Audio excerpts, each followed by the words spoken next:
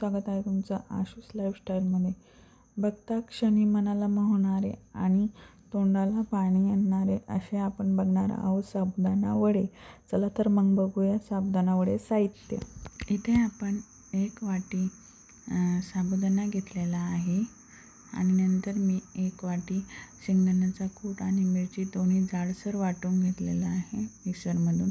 मीठ घेतलेलं आहे, आलू घेतलेले, आलू हे उकडून आणि थोडे स्मर्च करून घेतले आणि नंतर इथे आपण तेल घेतलेलं आहे। नंतर आपण हे सर्व मिक्स करून घेऊया। साबुदाणा घेतला, नंतर मी शेंगदाण्याचा कूट व मिरची दोन्ही मिक्स केलं, त्यानंतर आलू टाकले, चवीनुसार मीठ टाकलं आणि हे मस्तपैकी असं मिक्स करून याचा एक डो तयार करून घेतला। डो तयार झाल्यानंतर मी त्याचे साबुदाणा वडे असे मस्तपैकी करून घेतलेले आहे। साबुदाणा वडे तयार, तिकडे तेल पण गरम करायला ठेवलेलं आहे। तुम्ही बघू शकता इथे मी असे साबुदाणा वडे तयार करून घेतलेले आहे। बघू शकता किती छान दिसत आहे ते। आणि आता आपण इथे तेल गरम झालेले तेलामध्ये एक एक सोडूया। ते मी आता पहिली बॅच तळायला टाकलेली आहे।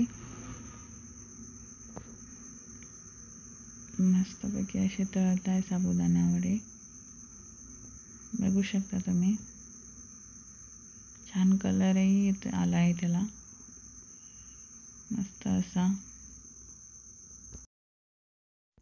फर्स्ट बॅच आपली इथे तळून घेतलेली आहे, बघू शकता तुम्ही किती छान असा कलर आलेला आहे आणि एकही साबुदाणा वडा आपला फुटला नाही।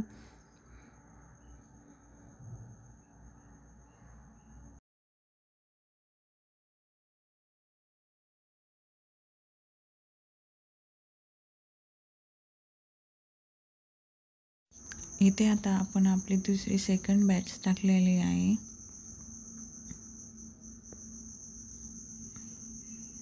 बघू शकता इथे आपले सेकंड बॅच पण अशी तळून झालेली आहे आणि यामध्ये पण एकही आपला साबुदाणा वडा फुटलेला नाही। यानंतर मी इथे अशा मस्त अशा मिरच्या तळून घेतलेल्या आहे, त्याच तेलामध्ये घेतलेल्या आहे। मिरची, वडे आणि दही एकदम भारी कॉम्बिनेशन आहे, खूप भारी लागतं खायला। तुम्ही बघू शकता मी इथे कसे इथे मी असं सिंपल प्रकारे डेकोरेशन करून घेतलेलं आहे। डेकोरेशन कसं वाटलं आणि साबुदाणा वडे कसे वाटले ते कमेंटमध्ये नक्की सांगा आणि माझे कुठले व्हिडिओ तुम्हाला बघायला आवडतील तेही नक्की सांगा। तोपर्यंत स्वस्त राहा, मस्त राहा आणि माझ्या चॅनलला लाईक, शेअर, सबस्क्राईब करा।